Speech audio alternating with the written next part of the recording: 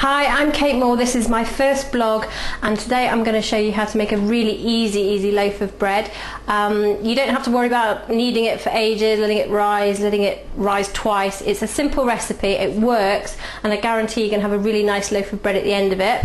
So these are the ingredients that I'm going to use. I've got 600 grams of bread flour. Now you can't just use your normal baking self-raising flour or plain flour, it has to be strong white bread flour. 600 grams, and I'm going to put it into my mixer here, like that. The next ingredient I need is salt, and for this recipe I'm using 2 teaspoons of salt. So that's 1, 2. This is soft brown sugar. You could use white sugar if that's all you've got, and for this I need 1 teaspoon. This will help the yeast that I'm going to use do its thing. So again, a level teaspoon of soft brown sugar. Next ingredient, yeast. You buy easy action dried yeast from the supermarket in little sachets, and they're 7 grams each, and it's just 1 of these, okay? Make sure it all goes in. And the next ingredient, 400 mils of hand hot water. That means when you stick your finger in, you can't actually feel hot or cold, it's just body temperature, okay? And then also I've got 3 tablespoons of butter, which I've melted in the microwave. That's all I need, those are the only ingredients.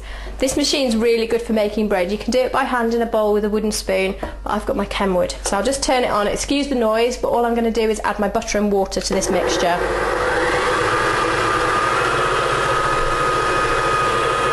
Water slowly.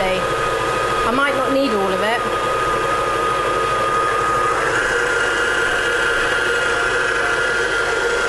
I've added 300 and odd millilitres, and now I'm going to add the butter.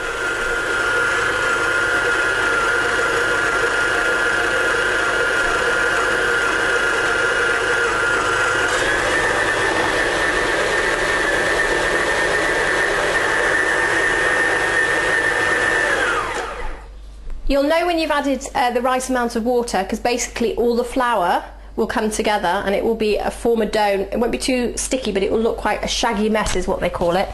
So just watch as I add the water and you'll see when I've added enough.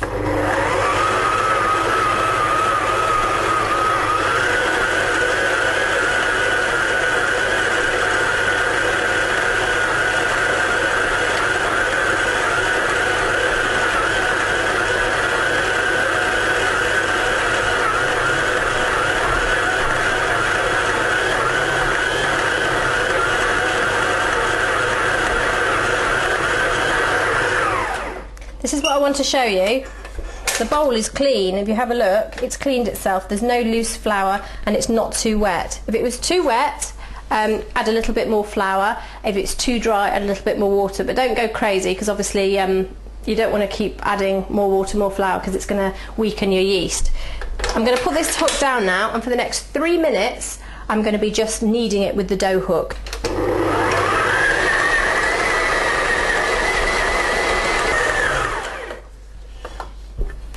If you don't have a Kenwood at home, which they are really expensive pieces of equipment actually, and although I love mine, I understand that a lot of you at home don't have them. I'm going to show you how you would do this, right? You've got your ingredients that we put into this bowl. You put them in any large bowl and use a wooden spoon to mix them. And when you have a dough like this, you're going to put a bit more of your flour on the work surface and knead. It's only going to take you 5 minutes, okay, and it is quite satisfying. Kneading is basically when you form a fist and you push into the dough like that and push away and bring it back, turn, push, pull, push, pull, and you can do it with alternate knuckles. And what that's actually doing is getting the gluten that's in the flour to come out, and it makes the dough elastic. Obviously 5 minutes of doing that, you know, it's quite satisfying, but you build up a sweat, and that's why I do it in there, so it's even easier. This bread dough recipe that I'm giving you has got to be the best, because you don't have to let it rise, knock it down again. Everyone says, oh, I don't make bread because it's too much hassle. This recipe isn't. This has been kneaded for 5 minutes, okay, I've had a bit of help from my nice machine, and this is going to go into my tin now to rise, and then I'll bake it. You could do individual rolls, or if you've got a nice 1 pound loaf tin, you just literally make it a nice shape, put it in your tin, and just on the side of your hand do that and push it into the corners a bit, just so it fits the tin nicely. It's going to rise and fill the tin itself, but just to give it a bit of a hand. Okay, now the best thing to do to rise your bread is I put mine in the airing cupboard, or if it's a sunny day I put it in the sunshine. Get a nice clean tea towel, fold it in half and put it over the top. Now if I left this out on the work surface for 3 hours, it would rise because my kitchen's quite warm. If I left it out in the sunshine, it would probably rise on a day like today in about an hour and a half. If I put it in the airing cupboard, half an hour, 40 minutes. Basically you want it to double in size, and you'll see a little dome under the tea towel. We're going to come back to this when it's risen. I'm going to put mine in the airing cupboard for 45 minutes and then we'll come back and have a look. Okay, so the bread's been in the airing cupboard for 45 minutes and it's risen like so, which is fine, it's exactly what I wanted. Okay, and a little bit of a tip, you get some flour and sprinkle it over the top. You don't need lots, just a little bit. You'll get a nice crusty top loaf.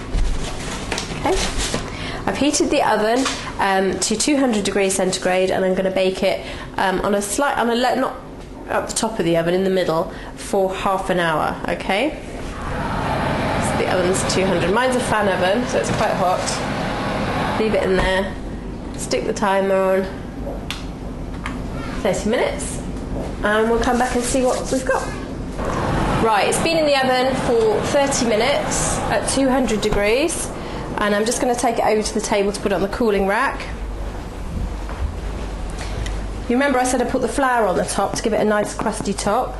Just carefully tip it out. I've got 2 loaves of bread here. This one I made in a bread machine, and this one I made my one rise traditional bread dough that you've just seen me make, which is really easy. I'm really interested to see whether my bread that took about 5 minutes kneading, half an hour to rise, half an hour in the oven, or this one that was done in the bread machine and took 3.5 hours.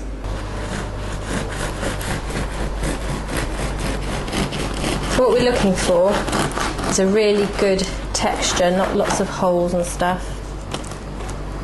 It looks good. Yeah, okay.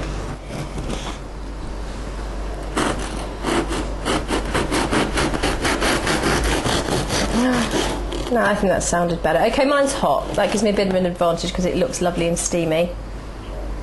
So the reason why it looks a little bit like that is because it's so hot, the steam makes it a little bit damp. You see, that smells of homemade bread to me. Right, okay, I'll let this one go cold, and then we're going to put butter on, blind tasting, see which one comes up best. Bear in mind, this is 3.5 hours, and this is an hour and a half. Right, I want to get accurate results here, so I'm going to do a blind tasting, and I've got 2 tasters here who are going to tell me the truth of which bread they prefer, number 1 or number 2. So first of all, both of you take one of these, please, and then eat it. I want you to tell me. Eat it all up. Okay. If it tastes good, chew it. I'm going to have one too. This is bread number 1. One for the camera. Thank you. That's really good. Take another piece, but don't put it in until you finish your mouthful of the last one. This is bread number 2. Right, bread number 2. Well done. Including Chris on camera. Put your hand up if you liked bread number 1 the best. Put your hand up if you liked bread number 2 the best. Do you want to know which was bread number 2? Bread number 2, Kate's homemade white loaf. I knew it would win.